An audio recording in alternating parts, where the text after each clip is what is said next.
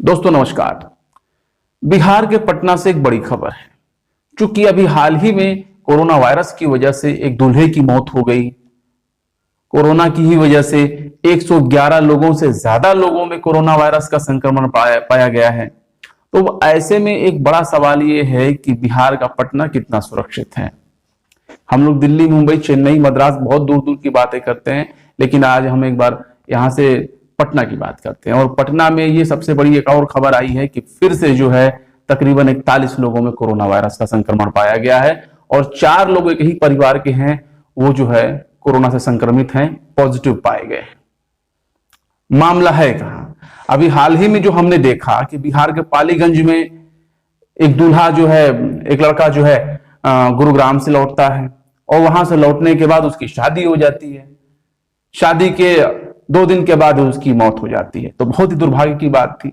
और लेकिन फिर दोबारा एक मामला आ गया पटना से ही सामने, और पटना में वो भी कोई दूर नहीं बल्कि महेंद्रू में स्थित जो एसबीआई का ब्रांच है, उसके जो है मैनेजर कोरोना संक्रमित पाए गए हैं।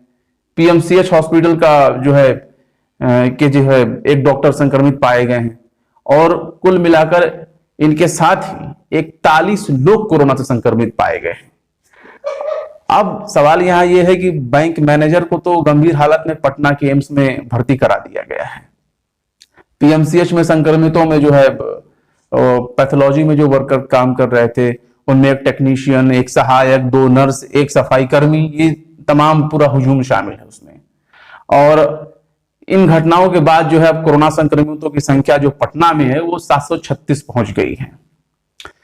और अगर देखा जाए तो मंगलवार के ही दिन एजी कॉलोनी है पटना में, वहां मंगलवार के दिन 4 लोग कोरोना संक्रमित मिले, जिनमें 15 साल की एक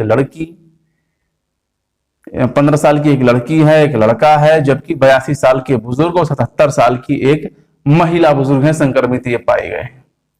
और एक बात और चीजें बता दें आपको, ये कोरोना वायरस मैंने पहले भी कहा कि इसे हल्के में मत लीजिए। जो लोग अनावश्यक यात्राएं कर रहे हैं, जो लोग घर से निकल करके दूर दराज घूमने टहलने के लिए जा रहे हैं, मेल मिलाप कर रहे हैं, याद रखिए अगर एक व्यक्ति को कोरोना का संक्रमण हुआ तो उससे कितनी जिंदगियां तबाह होंगी ये ना आप सोच सकते हैं ना मैं सोच सकता हूं। अगर एक व्यक्ति को कोरोना हुआ, वो अपने यार दोस्तों से मिला, अपने घर वालों से मिला, ये सारे लोगों के यहां वो कोरोना का बीज बोते चला आएगा और इसकी चेन कहां से निकली, कहां जुड़ी, पता नहीं चलेगा। और फिलहाल जब हालात ऐसे हैं कि जब आप में लक्षण भी नहीं दिखाई देंगे फिर भी आप कोरोना पॉजिटिव हैं, तो कैसे पता लगाएंगे आप? और सरकारी व्यवस्थाएं आप देखते ही हैं, मतलब तमाम दावे एक तरफ हैं, हालात क्या जमीन पर हैं आप पहले देखिए। अगर आप बीमार हैं, बुखार है, अचानक इमरजेंसी हालत में हो गए तो जल्दी कोई डॉक्टर आपको एडमिट नहीं लेगा, कोई हॉस्पिटल आपको लेने को तैयार नहीं होगा, क्योंकि उसे डर है कि कहीं इसे कोरोना ना हो। तो इस तरह से आप राम भरोसे हैं, अपनी जिंदगी को खतरे में मत डालिए। सबसे कम टेस्टिंग अगर देखा जाए तो बिहार में हो रही है। ये मत देखिए कि आंकड़े बहुत कम है दूसरे जगहों के मुकाबले, नहीं, जब दूसरे जगहों पे अगर टेस्टिंग हो रही है तो वहां आंकड़े ज्यादा आ रहे हैं। तो आगे चल के जहां ज्यादा टेस्टिंग हो रही है, जहां से ज्यादा मामले आ रहे हैं, वहां मामले घटने की भी संभावना होगी।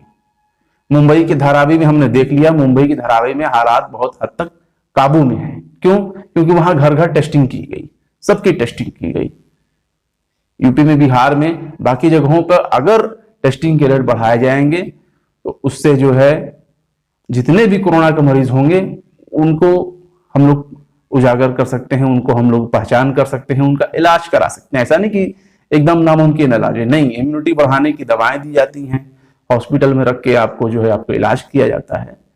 इसका ये मतलब नहीं है कि आप स्वर्ग से धार जाएंगे, नहीं। अगर आप बीमार हैं तो आप जो है अपने नजदीकी अस्पताल को संपर्क करिए, अपने क्षेत्रीय जो आपके एसडीएम हो, सब डिविजनल मजिस्ट्रेट हो या मेडिकल, यानी जो सरकार ने जो हेल्पलाइन बना रखी हो नजदीक में, आप उनके टच में रहें ताकि मौका रहते आपको इन सब चीजों से बचाया जा सके। अगर लक्षण अगर दिख रहे हैं तो फौरन अपने आप को क्वारंटीन कर लीजिए, कुछ दिनों के लिए एकांतवास में रहिए, प्रशासन को संपर्क करिए, डॉक्टर को बताइए कि आपने खुद को क्वारंटीन कर लिया, ऐसा ऐसा माहौल देखा गया है। खुद दिल्ली के जो स्वास्थ्य मंत्री हैं सत्येंद्र जैन, जब उनको कोरोना नहीं छोड़ सका तो हमारी और आपकी क्या बिसात है।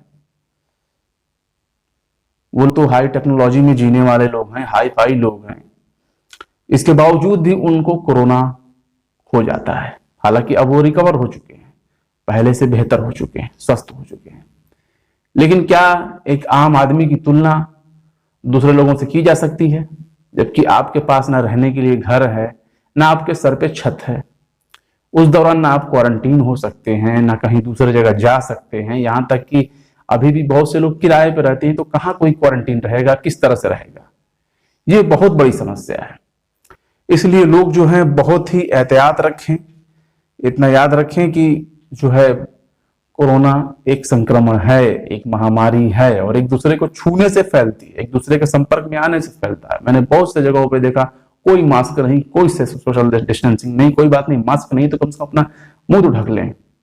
लेकिन लोग इसको एहतियात में नहीं ले रहे हैं। मैंने बिहार के कुछ लोगों से भी बात की है, उनको तो ऐसा लगता है, जैसा लगता है कि उनके यहाँ कोरोना नाम की कोई चीज ही नहीं है। उनको ये लगता है कि कोरोना बस एक अफवाह है। नहीं भाई, ये अफवाह नहीं, ये सच है, और इस पर यकीन करिए। और आप यकीन नहीं करेंगे, अगर आप आंख बंद कर लेंगे तो पूरी दुनिया में अंधेरा नहीं हो जाएगा। आंख खोलिए और अपने अकल पर जो पट्टी बंधी हुई है उसे उतारिए और इसे मानिए कि हाँ, कोरोना एक बीमारी है। ऐसा नहीं है कि आप गांव के हैं तो आपको नहीं होगा, आप शहर के हैं तो आपको नहीं होगा, फला धर्म के हैं तो आपको नहीं होगा, या फला जाति के हैं तो आपको नहीं होगा। कोरोना की कोई जाति नहीं है। कोरोना आपको चपेट में ले लेगी तो जिंदगी खराब हो जाएगी। फिर मिलेंगे किसी और एपिसोड में।